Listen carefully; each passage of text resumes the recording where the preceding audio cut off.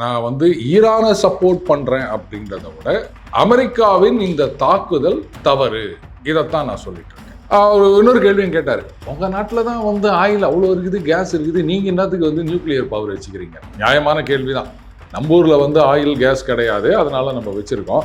அப்ப அதே கேள்வியை திருப்பி பார்த்து அமெரிக்காவை கேட்கலாம். ஸோ இதை சொல்வதற்கு அமெரிக்காவுக்கு அருகதை இல்லை.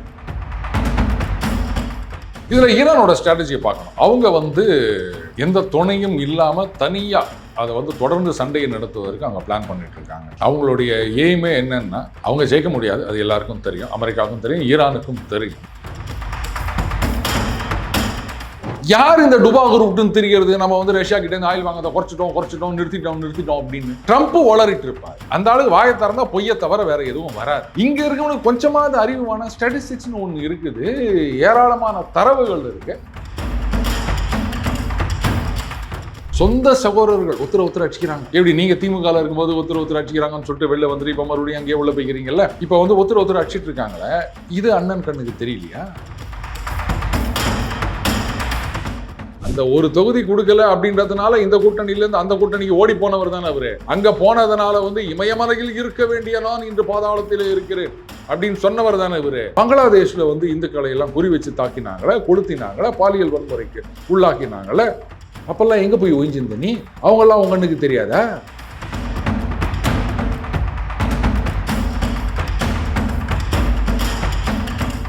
இளைய பாரத நேயர்களுக்கு வணக்கம். இன்னைக்கு நம்ம நேர்களில் நம்ம சிறப்பு விருந்தினர் ஜியோ பொலிட்டிக்கல் அனலிஸ்ட் மற்றும் ரஷ்யன் ஏஜெண்டா இருக்கக்கூடிய நம்ம அருண் சார் இணைஞ்சிருக்காரு. சார் வணக்கம் சார். இன்னைக்கு புதுசாக கொஞ்சம் நாட் 7 விட்டுட்டேன். ஓகே, நாட் 7 நம்மளோட இணைஞ்சிருக்காப்புல. வணக்கம் சார். வணக்கம் விக்ரம். என்ன சார், ஒன்ஸ் அப்பான டைம்ல எப்பவுமே பார்த்தீங்க அப்படின்னா இஸ்ரேலை மட்டுமே சப்போர்ட் பண்ணி பேசுவீங்க. ஏன்னு பார்த்தீங்க அப்படின்னா, இந்தியா எப்பெல்லாம் கஷ்டப்பட்டிருக்கோம் அப்பெல்லாம் கூட நின்னது இஸ்ரேல் தான். வேற எவனா நின்றுருக்கானா, அப்போ அவனுக்கு சப்போர்ட் பண்ணா வேற யாவனுக்கு சப்போர்ட் பண்ணுவீங்க அப்படின்னு பேசின நீங்க இப்போ திடீர்னு உங்கள் சேனலில் த டெய்லி பஞ்ச் அந்த சேனலில் பார்க்கும்போது திடீர்னு ஈரான் பக்கம் சப்போர்ட் பண்ண ஆரம்பிச்சிட்டீங்களே சார். என்ன சார், நீங்களும் இந்த திமுக கட்சிக்காரங்களோட ஐக்கியம் ஆயிட்டீங்களா என்ன? பரவாயில்ல, ஆரம்பமே ஒரு சரியான யார்கர் போட்டுக்கிறீங்க. ஆனால் நாம் வந்து இதை இப்போ தூக்கி அடிக்கிறோம். அந்த நீதி தேவதை பார்த்துருக்கீங்களா? கண்ணை கட்டி வச்சிருப்பாங்க. எதுக்காக கண்ணை கட்டி வச்சுக்கிறாங்க அப்படின்னா, காதில் கேட்கணும், என்ன நடந்ததுன்றதை விசாரிச்சு காதில் கேட்கணும். மற்றபடி கண்ணில் பார்த்து இது யாரு விக்ரமா, இது யாரு அப்படின்னு பார்த்து தீர்ப்பு சொல்லக்கூடாது. அதனால தான் கண்களை கட்டி வைத்திருக்கின்றார்கள். இன்னைக்கும் நான் வந்து ஈரானை சப்போர்ட் பண்றேன் அப்படின்றத விட அமெரிக்காவின் இந்த தாக்குதல் தவறு, இதைத்தான் நான் சொல்லிட்டு இருக்கேன். See, even now I am saying Israel has every right to fight and destroy Iran. ஏன்னு கேட்டீங்கன்னா, ஈரான் வந்து இஸ்ரேல்ன்ற ஒரு நாடு வரைபடத்திலேயே இருக்கக்கூடாது அப்படின்னு சொல்லிட்டு இருக்க ஒரு நாடு. அவங்களுடைய அணு ஆயுதமாகட்டும், மிசைல்ஸ் ஆகட்டும், எல்லாமே வந்து targeted against Israel and existence of Israel. ஒரு சான்ஸ் கிடைச்சதுன்னா அதை ஒன்றும் இல்லாமல் பண்ணணும், அதை உரு தெரியாமல் அழிக்கணுன்றது தான் ஈரானுடைய நோக்கம். ஸோ அதுக்கு வந்து இஸ்ரேல் அடிச்சாங்க அப்படின்னு சொன்னால் அதை நம்ம எதுவும் சொல்ல போகிறது கிடையாது. லாஸ்ட் டைம் வந்து அதனால தான் நாம் அந்த விஷயத்தை சப்போர்ட் பண்ணோம். இன்னைக்கும் வந்து இஸ்ரேல் இந்த யுத்தத்தை ஆரம்பித்து நீங்கள் வந்து அணு ஆயுதம் டெவலப் பண்ணிருக்கிறீங்க, மிசைல்ஸ் டெவலப் பண்ணிடுறீங்க, இதெல்லாம் வந்து எங்களுக்கு ஆபத்து அப்படின்னு அவங்க ஆரம்பிச்சிருந்தாங்கன்னு சொன்னால் அப்போவும் நான் சப்போர்ட் பண்ணியிருப்பேன். ஏன்னா அவங்களுடைய எக்ஸிஸ்டென்ஷியல் த்ரெட் அது ஈரான் அப்படின்றது. ஆனால் இங்கே இந்த யுத்தத்தை ஆரம்பித்தது அமெரிக்கா. இதுக்கு இவங்க சொன்ன காரணம் என்னன்னா, நீங்கள் வந்து அணுகுண்டு தயாரிக்கிறீங்க, இதுதான் முதல்ல ஆரம்பித்தாங்க. பேச்சுவார்த்தை நடத்தணும், இந்த என்ரிச்டு யுரேனியம் இதெல்லாம் நீங்கள் ஹேண்ட் ஓவர் பண்ணிடணும். இன்னொரு கேள்வியும் கேட்டார், உங்கள் நாட்டில் தான் வந்து ஆயில் அவ்வளோ இருக்குது, கேஸ் இருக்குது, நீங்கள் என்னத்துக்கு வந்து நியூக்ளியர் பவர் வச்சுக்கிறீங்க? நியாயமான கேள்வி தான். நம்ம ஊரில் வந்து ஆயில் கேஸ் கிடையாது, அதனால நம்ம வச்சுருக்கோம். அப்போ அதே கேள்வியை திருப்பி பார்த்து அமெரிக்காவை கேட்கலாம், உங்ககிட்டையும் தான் வந்து மற்ற நாடுகளுக்கு எக்ஸ்போர்ட் பண்ணுற அளவுக்கு ஆயிலும் கேஸும் இருக்குது, நீங்கள் என்னத்துக்குடா நியூக்ளியர் பவர் ஸ்டேஷன் வச்சுருக்கீங்க? கேட்கலாம்ல. ரஷ்யா வச்சுருக்காங்க, அவங்க கிட்ட இல்லாத ஆயில் அண்ட் கேஸா? அவ்வளோ குவிச்சு கிடக்குது அவங்க கிட்ட, அவங்களும் வச்சிருக்காங்கல்ல. அதனால இந்த கேள்வி முட்டாள்தனமான கேள்வி. இதை வந்து பேஸா வச்சுட்டு ஏற்கனவே அந்த ஒப்பந்தத்தை கீழ்ச்சி போட்டாரு. இப்போ மறுபடியும் வந்து ஒப்பந்தம் அப்படின்னு பேச்சுவார்த்தையை ஆரம்பிச்சாரு. இந்த ஒப்பந்தத்துக்கு ஒத்துக்கலை அப்படின்னு சொன்னா நான் அவங்கள என்ன பண்ண போறேன் பாரு அப்படி இப்படின்லாம் சொன்னாரு. ஸோ இதைத்தான் நான் வந்து தப்புன்னு சொல்றேன். ஸோ இதை சொல்வதற்கு அமெரிக்காவுக்கு அருகதை இல்லை. அதே மாதிரி பேச்சுவார்த்தை அப்படின்றது வந்து வெறும் ஐவாஷ் தான், உலகத்துக்கே தெரியும். அவங்க வந்து ஈரான் எல்லாத்துக்கும் ஒத்துக்குன்னு சரிங்க எங்க நியூக்ளியர் பவர் ஸ்டேஷன்லாம் க்ளோஸ் பண்ணிடுறேங்க அப்படின்னு வந்தாலுமே இந்த சண்டையை போட்டிருப்பாங்க. இட்ஸ் அ ப்ராக்சி வார். இந்த இஸ்ரேல் இதுக்கு பின்னாடி இருக்கு, அவங்களுடைய அப்ஜெக்டிவ் வந்து இதுல நிறைவேறுகின்றது, அதனால அவங்க சப்போர்ட் பண்ணிட்டு இருக்காங்க. பட் ட்ரம்ப் இந்த யுத்தத்தை ஆரம்பித்ததற்கு முக்கியமான காரணம் 2. ஒன்று வந்து அங்க சுப்ரீம் கோர்ட்ல அந்த டாரிஃப் ஜட்ஜ்மெண்ட், அது வர்றதுக்கு முன்னாடியிலேருந்து ஒரு மாதிரி இப்படி ஆயிடுச்சுன்னா என்ன பண்றது அப்படின்றதுக்காகத்தான் வந்து அங்கங்க இது பண்ணிட்டு இருந்தாருங்க. இப்போ ஜட்ஜ்மெண்ட் அவருக்கு அகேன்ஸ்டா வந்துருச்சு. அந்த டாரிஃப் ரிட்டர்ன் பண்றதா என்ன அப்படின்ற பிரச்சனை ஓடிட்டு இருக்கு. இப்போ அது வந்து ஏதோ ஒரு 4 வாரமோ இல்லை எக்ஸ்ட்ரா 90 டேஸோ ஏதோ நிறுத்த சொல்லியிருக்காரு கோர்ட் ஹியரிங். அவர் இப்போ மிட் டர்ம் எலெக்ஷன் நவம்பர்ல வருதுன்னும் போது டாரிஃப் வேற இவர் போட்டது செல்லாதுன்ட்டாங்க. இப்போ ரிட்டர்ன் பண்ணணும்னு சொன்னா இவர் வேற வந்து இதோ இங்க மாதிரியே கோடை காலத்துக்கு 2000 ரூபா கொடுக்குற மாதிரி நான் எல்லாருக்கும் வந்து ரீஃபண்ட் கொடுக்குறேன் அப்படின்லாம் சொல்லிட்டு இருந்தாரு. இப்போ அதுவும் கொடுக்க முடியாது. இப்போ இவ்வளோ நாளாக நாங்கள் விலை அதிகமாக கொடுத்தது என்னடா அப்படின்லாம் கேள்வி கேட்பாங்க. இவருக்கு எதிராக ஒரு அந்த ஆன்டி இன்கம்பன்சி அப்படின்னு நீங்கள் சொல்கிறாங்களா, அந்த மாதிரி இருக்குது. மிட் டர்மில் ஊற்றிக்கிச்சுன்னா அவர் பதவியே காலி. ஸோ அப்போ இதுக்கு ஒரே வழி, எல்லா அமெரிக்க பிரசிடென்ட்டும் பண்ணுற மாதிரி சும்மா இருக்கவன் தலையில் குண்டு போடு அப்படின்னு. ஸோ அதுக்காகத்தான் அவர் இந்த யுத்தத்தை ஆரம்பிச்சிருக்காரு. அந்த நோக்கம் சரியில்லை, அவங்க வந்து பண்ணுறது சரியில்லை. அதனால தான் நான் வந்து அதை தப்புன்னு சொல்கிறேன். மற்றபடி இஸ்ரேல் நேரடியாக இந்த யுத்தத்தில் இறங்கியிருந்தாங்கன்னா தே ஹேவ் த கெப்பாசிட்டி. அதை வந்து நான் தப்புன்னு சொல்லியிருக்க மாட்டேன் எனி ஸ்டேஜ். ஏன்னா நீங்கள் வந்து அவங்களை அழிக்கணும் அப்படின்னு நினைக்கும் போது அந்த அழிக்கிற கெப்பாசிட்டியை இல்லாமல் பண்ணுறது அவங்களுடைய உரிமை. அதை நீங்கள் கேள்வி கேட்க முடியாது சார். இப்போ வந்து இப்போத்த நிலவரத்தில் இப்போ ஈரானுடைய சப்போர்ட்டிவா யார் இருக்கா? ஏன்னா யாருமே வந்து குரல் கொடுக்காத மாதிரி தான் இருக்கு. புட்டின் இருக்காங்க, சைனா இருக்காங்க, அப்படி இப்படின்னு சொல்லப்பட்டுச்சுன்னா இப்போ யாருமே ஒண்ணுமே கொடுக்கலையே சார் சப்போர்ட் ஈரானுக்கு. பேசிக்கலி சைனா அண்ட் ரஷ்யா இவங்களுடைய சப்போர்ட் எந்த விதத்தில் இருக்கும் அப்படின்றத பார்க்கணும். அமெரிக்கா மாதிரி வந்து அவங்களுக்கு உலகம் முழுக்க பேஸ் கிடையாது. சைனா வந்து ஓரளவுக்கு அங்கங்க அப்படி போர்ட்டு அது இதுன்னு டெவலப் பண்ணிட்டு இருக்காங்க. பட் ஸ்டில் பேஸ் அப்படின்ற அளவுக்கு அவங்களுக்கு கிடையாது. அடுத்தது projecting power outside their sphere of influence அப்படின்றது அவங்களால முடியாது. அது மட்டும் இல்லை, இன்னொன்று கவனிச்சிங்களா, இந்த மாதிரி வந்து ஈரான் சைனீஸ் மிசைல்ஸை வச்சு அட்டாக் பண்ணுதுன்னு உடனே பீஜிங்லன்னு சொல்லிட்டாங்க, ஐயோ எங்கள் மிசைல்ஸ்லாம் இல்லவே இல்லை அப்படின்ட்டாங்க. ஈரானே வந்து நல்லா டெவலப் பண்ணி வச்சுருக்காங்க. அதனால் இதுதான் வேணும்னு அவசியம் கிடையாது. ரெண்டாவது அவங்களுக்கு நல்லா தெரியும் சைனீஸ் மிசைல்ஸ் எப்படி இருக்கும் அப்படின்னு. அவங்களுடைய ஃபத்தா மிசைல்லாம் வந்து ஹைப்பர்சானிக்னு சொல்கிறாங்க, மேக் 15 வரைக்கும் போகும்னு கூட சொல்கிறாங்க. அதை லாஸ்ட் ரெசார்ட்டாக அவங்க யூஸ் பண்ணலாம். ஏன் வந்து கைவிட்டு விட்டார்கள்னு நான் சொல்ல முடியாது. இது வந்து ஒரு ஸ்ட்ராட்டஜிக் திங்கிங் தான் விக்ரம். நம்ம அந்த கூட்டணி சீட்டு பேச்சுவார்த்தை நடக்குது இல்லை, அதே மாதிரி தான் ஜியோ பாலிட்டிக்ஸ் அப்படின்றது. இதில் எங்களுக்கு என்ன லாபம் அப்படின்னு இன்னைக்கு வந்து அந்த பேட்ரியாட் பேட்டரி, அதனுடைய அந்த இன்டர்செப்டர் மிசைல்ஸ் இதெல்லாம் வந்து கடன்னு தீர்த்து நிற்கிறாங்க. இப்போ உக்ரைனுக்கு சுத்தமாக சப்ளை கிடையாது. அந்த பக்கம் யாரும் பேச போகிறது கிடையாது. அண்ட் அமெரிக்காலேயே சொல்லிட்டாங்க இன்னும் ஒரு 4-5 வாரம் சண்டைக்கும் நாங்கள் ரெடின்ட்டாங்க. இஸ்ரேலையும் அதான் சொல்லியிருக்காங்க. ஸோ இது வந்து 2-3 நாளில் முடிய போகிற யுத்தம் கிடையாது. போன வருஷம் நடந்த மாதிரி 10 நாள் 12 நாளில் முடிகிற யுத்தமும் கிடையாது. ஒரு லாங் ட்ரான் அவுட் வார் அப்படின்றதுல தான் இருக்காங்க. அடுத்தது ஈராக்கில் பண்ண மாதிரி பூட்ஸ் ஆன் த கிரவுண்ட், எங்களுடைய சோல்ஜர்ஸ் அங்கே போவாங்க அப்படின்றாங்க. பட் எந்த அளவுக்கு வந்து அது சக்ஸஸ்ஃபுல்லாக பண்ண முடியும்னு தெரியல. ஏன்னா இங்கே வந்து அந்த கமேனி அவர்களை சுட்டு கொன்ற பிறகு மக்கள்கிட்ட ஒரு மாதிரியான ஒரு உணர்வு வந்திருக்கின்றது. எல்லாம் கரெக்டு தான், நீ அங்கேருந்து வந்து அதுவும் அமெரிக்கன் இஸ்ரேலி சோல்ஜர்ஸ் அங்கே நுழைய முடியாது. அமெரிக்கன் சோல்ஜர்ஸ் தான் வரலாம், வந்தாலுமே அதில் வந்து ஜூஸும் இருப்பாங்க. இது வந்து பெரிய இதாகிடும். ஈராக் மாதிரி கிடையாது ஈரான். ஸோ அந்த பூட்ஸ் ஆன் த கிரவுண்ட் எந்த அளவுக்கு ஒர்க் அவுட் ஆகும் அப்படின்றதும் தெரியாது. இதில் ஈரானோட ஸ்ட்ராட்டஜியை பார்க்கணும். அவங்க வந்து எந்த துணையும் இல்லாமல் தனியாக அதை வந்து தொடர்ந்து சண்டையை நடத்துவதற்கு அவங்க பிளான் பண்ணிட்டு இருக்காங்க. அவங்களுடைய எய்மே என்னன்னா, அவங்க ஜெயிக்க முடியாது, அது எல்லாருக்கும் தெரியும், அமெரிக்காவுக்கும் தெரியும், ஈரானுக்கும் தெரியும்.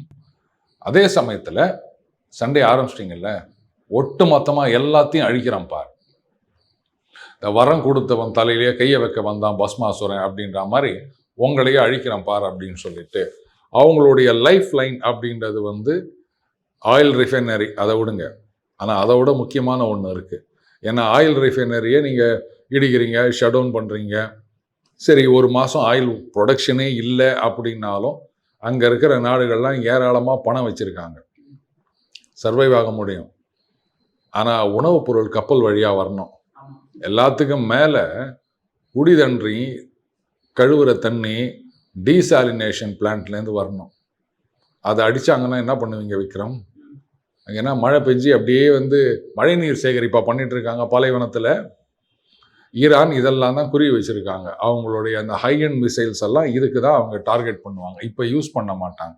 இவங்களுடைய அந்த பேட்ரியாட் சிஸ்டம் எல்லாம் டெப்ளீட் ஆகட்டும், எல்லாத்தையும் அந்த ட்ரோனுக்கு இந்த மிசைலுக்கு இதெல்லாம் அடித்து தீர்ந்த பிறகு அமெரிக்காலேயே சொல்லியிருக்காங்க இல்லையா, அவங்க மிசைல்ஸும் ட்ரோன்ஸும் உற்பத்தி பண்ணுற அளவுக்கு நம்மளால் அந்த பேட்ரியாட்டுக்கான இன்டர்செப்டர் வந்து பண்ண முடியல அப்படின்னு. ஸோ அவங்களுக்கு வந்து இது வரைக்கும் தேவை இல்லாமல் இருந்தது. இப்போ வந்து ஒரே நாளில் நீங்கள் ப்ரொடக்ஷன் இன்க்ரீஸ் பண்ண முடியாது. நீங்கள் என்ன ரஷ்யாவா? அவங்களால பண்ண முடியாது. ஸோ இந்த மாதிரி சுச்சுவேஷனில் ஈரானை பொறுத்த வரைக்கும் இது கடைசி யுத்தம் அப்படின்ற மாதிரி என்னென்னலாம் கையில் கிடைக்குதோ ஒட்டுக அழிச்சிடுறேன்டா. அந்த பாலைவனம் மறுபடியும் பாலைவனமாக போட்டோம். எங்களை கை வைக்க நினைச்சிங்கல்ல, ஒட்டுமொத்தம் இதில் வந்து அந்த பெட்ரோ டாலர் இங்கே இந்த oil supply and gas supply disturb ஆச்சின்னு சொன்னால் ரஷ்யா தான் கிங்கு. ஏன்னா அமெரிக்கா எத்தனை பேருக்கு சப்ளை பண்ணுவாங்க? வெனிசுவேலாலையும் ஓவர் நைட் உங்களால் வந்து ப்ரொடக்ஷனை இன்க்ரீஸ் பண்ண முடியாது. அப்போ ரஷ்யன் ஆயில் மார்க்கெட்டுக்கு வந்தே ஆக வேண்டும் உலகளாவிய அளவு. நீங்கள் சாங்ஷன்ஸ்லாம் போட முடியாது. அப்போது இதுக்காகவும் அவங்க சும்மா இருக்கலாம். அடுத்தது சீனாவை பொறுத்த வரைக்கும் சரி ரைட்டு, இப்போ நீங்கள் அடிக்கிறீங்களா, ரைட்டு அடிங்க. உங்களுடைய டெக்னாலஜி என்ன, ஸ்ட்ராட்டஜி என்ன, எல்லாத்தையும் நாங்கள் இங்கேருந்து எங்கள் சேட்டலைட் மூலமாக இல்லை இது மூலமாக நாங்கள் வாட்ச் பண்ணிட்டு இருக்கோம். நாளைக்கு நாங்கள் தாய்வானை பிடிக்க போகிறோம் அப்படின்னு சொன்னால் அப்போ இதெல்லாம் எங்களுக்கு யூஸ் ஆகும். எப்படிலாம் உங்களை சுத்து போடலாம் அப்படின்னு. அடுத்தது எல்லாத்தையும் நீங்கள் இங்கே டெப்ளீட் பண்ணிவிட்டு ஒருவேளை பூட்ஸ் ஆன் த கிரவுண்ட்னு சொல்லிட்டு ஈரானில் கிரவுண்ட் ஃபோர்ஸஸை கொண்டாந்து இறக்கி சிக்கிக்கினீங்கன்னா அந்த வியட்நாம் மாதிரி ஆப்கானிஸ்தான் மாதிரி என்னைக்கு இருந்தாலும் ஒரு நாள் ஓட போகிறாங்க. அந்த மாதிரி வந்து மாட்டிக்கினாங்கன்னு சொன்னால் அந்த சமயத்தில் நம்ம தாய்வானை அட்டாக் பண்ணலாமா அப்படின்னு கூட சீனாவை கணக்காக இருக்கும்.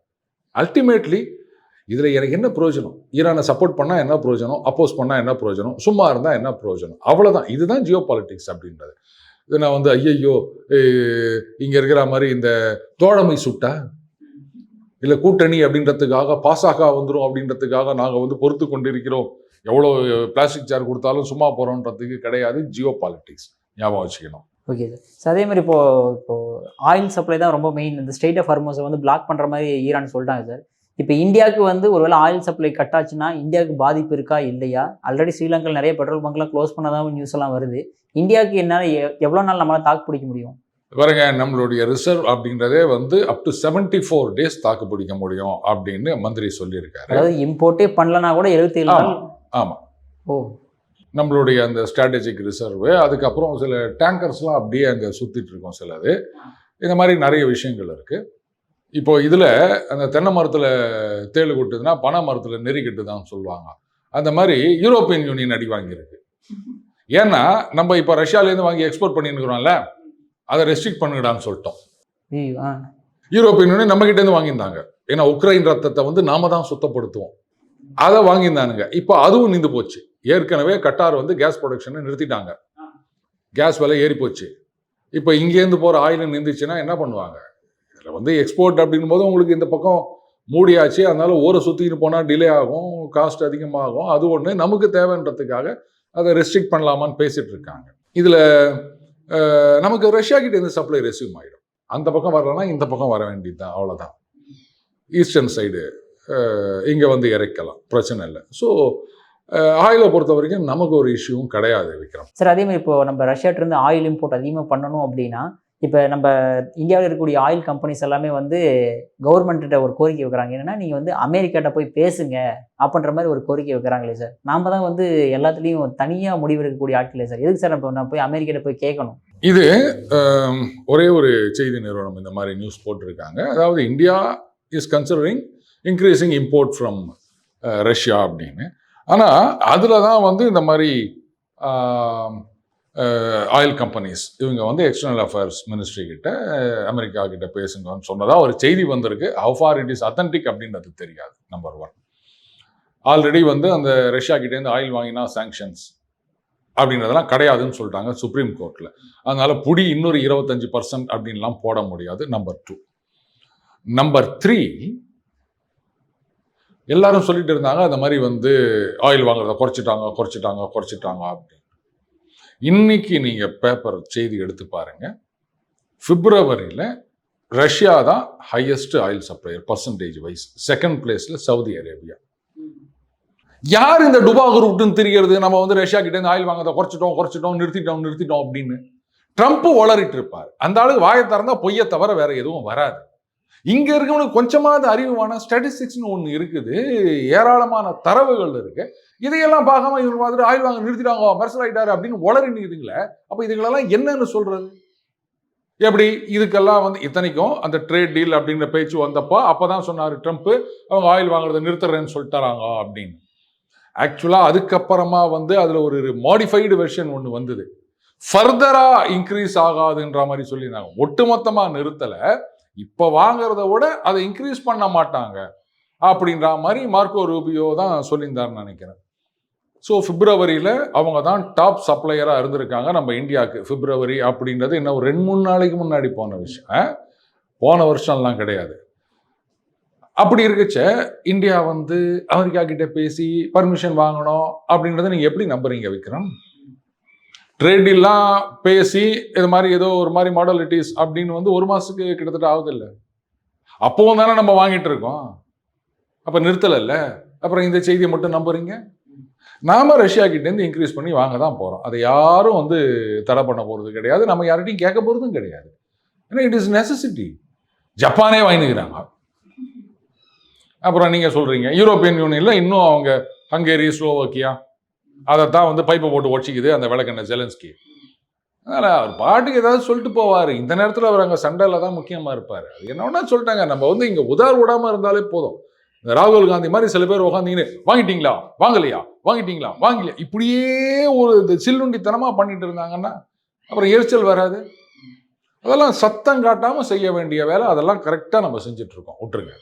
ரஷ்யாட்ட அந்த அளவுக்கு ஆயில் ரிசர்வ் இருக்கா சார்? நம்ம இந்த அளவுக்கு நிறைய சப்ளை பண்ற அளவுக்கு என்ன நினைச்சிட்டு இருக்கீங்க?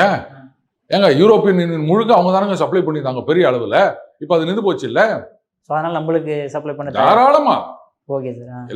எல்லா விதத்திலையும் அடி வாங்குறது யூரோப்ல இருக்கவங்க தான். ஐயோ பாவம்.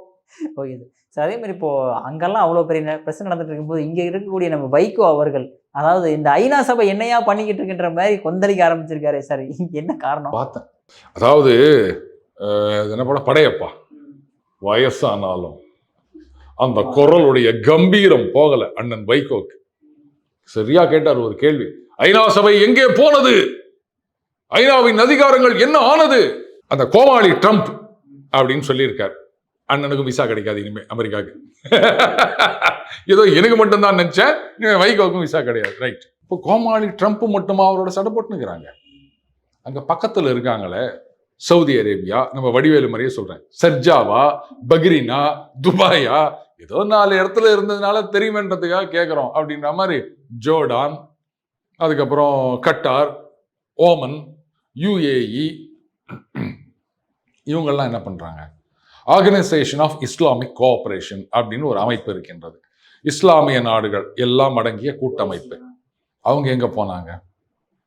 ஈரானும் முதல்ல ஒரு மெம்பர்ல, பாகிஸ்தானும் ஒரு மெம்பர்ல. பாகிஸ்தானுக்கும் சவுதி அரேபியாவுக்கும் ஒப்பந்தம் இருக்குதா? ஏதாவது பிரச்சனை என்னன்னா நாங்க வருவோம் அப்படின்னு. இதுல என்ன, ஈரான்ல என்ன சொல்லிக்கிறாங்க, பாகிஸ்தான் பின்னாடி இடம் கொடுத்துக்கிறாங்க, அங்கேயிருந்து வந்து குண்டு போட்டுக்கிறாங்க, பாகிஸ்தான் உசாராரு அப்படின்னு சொன்னதா ஒரு செய்தியும் பார்த்தேன். சொந்த சகோதரர்கள் ஒருத்தர் அடிச்சுக்கிறாங்க. எப்படி நீங்க திமுக இருக்கும்போது ஒருத்தர் அடிச்சுக்கிறாங்கன்னு சொல்லிட்டு வெளில வந்துட்டு இப்ப மறுபடியும் அங்கேயே உள்ள போய்க்கிறீங்கல்ல? இப்ப வந்து ஒருத்தர் அடிச்சிட்டு இருக்காங்களே, இது அண்ணன் கண்ணுக்கு தெரியலையா? எதுக்காக வந்து இந்த மாதிரி கோஷம் போட்டுனுக்கிறாரு அவரு? மற்ற நாடுகளை கேட்க வேண்டியதானே, ஓஐசி என்ன ஆனது, உங்களுடைய ஒற்றுமை எங்கே போனது கேட்க வேண்டியதானே. போற பக்கம் பார்த்தா அமெரிக்கா மட்டும் இல்ல, அண்ணனுக்கு துபாயில கூட விசா கொடுக்க மாட்டாங்கன்னு நினைக்கிறேன். அவன் துபாயில, பஹ்ரைன்ல, இப்படி எல்லா இடத்துலையும் குண்டு போட்டுனுக்கிறாரு ஈரான். அங்க நம்ம இந்தியர்கள் எத்தனை பேர் இருக்காங்க? இப்போ நான் சரிங்க ஒரு பேச்சுக்கு வச்சுப்போம். இந்தியா என்ன பண்றாங்க, நாங்க வந்து ஈரானை முழுவதுமாக ஆதரிக்கிறோம், சவுதி அரேபியா நீங்கள்லாம் வந்து அமெரிக்காவை தடுத்து நிறுத்த வேண்டும், அமெரிக்கா நீங்க குண்டு போடக்கூடாது அப்படின்னு சொன்னீங்கன்னா அது யாரும் கேட்க போறது கிடையாது. அமெரிக்கா குண்டு தான் போட போறாங்க. ஆனா சவுதி அரேபியா, யுஏஇ, பஹ்ரைன் இவங்களாம் என்ன பண்ணுவாங்க? இந்தியன்ஸ் வெளில போங்க அப்படின்னா என்ன பண்ணுவீங்க? இங்க வந்து அத்தனை பேருக்கு வேலை கொடுக்க முடியுமா? நான் அதுக்காகன்னு சொல்லலை, நம்ம நாட்டுக்கு என்ன பிரயோஜனம் இதைத்தான் பார்க்கணும். இப்போ அண்ணன் வந்து கூட்டணி வைக்கிறார் அப்படின்னா அவர் கட்சிக்கு என்ன பிரயோஜனம் அப்படின்றத பார்த்து வைப்பாரா, இல்ல வந்து நம்ம கூட்டணி சேர்றதுனால திமுகவுக்கு என்ன லாபம்னு பார்ப்பாரா? அந்த ஒரு தொகுதி கொடுக்கல அப்படின்றதுனால இந்த கூட்டணியில இருந்து அந்த கூட்டணிக்கு ஓடி போனவர் தானே அவரு. அங்க போனதுனால வந்து இமயமலையில் இருக்க வேண்டிய நான் இன்று பாதாளத்திலே இருக்கிறேன் அப்படின்னு சொன்னவர் தானே இவரு. அப்ப இவருடைய நலன் தானே இதுக்கு முக்கியம். தம்மா தூண்டு ஒண்ணு இல்லாத ஒரு கட்சிக்கு அவங்க நலன் தான் முக்கியம் அப்படின்னும் போது, இவ்வளவு பெரிய நாடு, 140 கோடி மக்கள் தொகையை கொண்ட ஒரு நாடு, நாட்டோட நலன் எதுவோ அதுக்காகத்தான் முடிவெடுக்கணுமே தவிர ஒன்ன மாதிரி ஓட்டு நலன் பார்த்து முடிவெடுக்க கூடாது. கிரேக்க தத்துவத்தோட கிரேக்க புராணத்தோட நிறுத்திக்க சொல்லுங்க வைகோவை. இதை பத்திலாம் பேசுறதுக்கு எந்த தகுதியும் கிடையாது. ஓட்டுக்காக இதெல்லாம் பண்ணிவிட்டு இவர் என்னடான்னா இவரு கேட்கிறாரு, கோமாளி ட்ரம்ப். சரி ரைட்டு கேளு, நான் இல்லைன்னு சொல்லல. அப்ப கூட இருக்காங்களே ட்ரம்ப் கூட அங்க இருக்கிற மிடில் ஈஸ்ட் கண்ட்ரிஸ், அவங்கள கேள்வி கேட்க துப்பு இருக்குதா உனக்கு, வக்கு இருக்குதா உனக்கு, தைரியம் இருக்குதா உனக்கு? இன்னைக்கு வந்து கொமேனி கொல்லப்பட்டு விட்டார் அப்படின்னு அப்படியே கண்ணீர் விடுறீங்க. பஹல்காம் தாக்குதலுக்கு என்ன பண்ணீங்க? பங்களாதேஷ்ல வந்து இந்துக்களை எல்லாம் குறி வச்சு தாக்கினாங்களே, கொளுத்தினாங்களே, பாலியல் வன்முறைக்கு உள்ளாக்கினாங்களே, அப்பெல்லாம் எங்க போய் ஒழிஞ்சிருந்த நீ? அவங்கெல்லாம் உங்க கண்ணுக்கு தெரியாதா? இப்ப மட்டும்தான் கத்தும் இந்த பல்லி. வேற ஒண்ணும் இல்லை, எலெக்ஷன் வருது, கூட்டணியில எக்ஸ்ட்ரா சீட்டு கேட்கணும், அவங்க கொடுக்க மாட்டாங்க. அதுவும் எங்க சின்னத்திலேயே நில்லுங்க, உங்களுக்கு எல்லாம் சின்னமே கிடையாதுன்னு வாங்க. அதுக்காக தனது இருப்பை காட்டிக் கொள்வதற்காக கோஷம் போட்டுக்கிறாரு ஒரு வயசான காலத்துல. வேற என்ன, எல்லாம் சுயநலம். கட்சிக்கு இருக்க சொத்தெல்லாம் வந்து வெளில போயிடக்கூடாதுன்றதுக்காக எந்த வாரிசு அரசியலை எதிர்த்து அரசியல் பண்ணாரோ இன்னைக்கு அந்த வாரிசையே கொண்டாந்து பதவியில் உட்கார வச்சுட்டு கட்சிக்காரங்க விரும்புறாங்க, நிர்வாகிகள் கேட்டாங்க. ஸ்டாலின் அவர்களை கொண்டு வரும்போது அப்படித்தானே சொன்னாங்க. ஸ்டாலின் அவர்களாவது சின்ன வயசுல இருந்து கட்சியில இருந்தவர். இவரை மாதிரி வந்து கனடால பிள்ளைங்களோட போய் அங்க செட்டில் ஆயிட்டேன், அதுக்கப்புறம் அந்த கல்யாணம் காட்சிக்கு அவர் போறதுக்கு பதிலாக என்ன அமிச்சாரு, அதுக்காக வந்தேன், இப்படி அரசியலுக்குள்ள நுழைக்கப்பட்டவர் கிடையாது ஸ்டாலின். இவர் என்னடான்னா பேசுறாரு. இவரெல்லாம் ஒரு ஆளுன்னு நீங்க கேள்வி கேட்டுக்கிறீங்க இந்த நிகழ்ச்சியில. Okay sir. சார் உங்க அற்புதமான கருத்துல இளைய பேரோட பதற்கு மிக்க நன்றி சார். நன்றி விக்ரம்.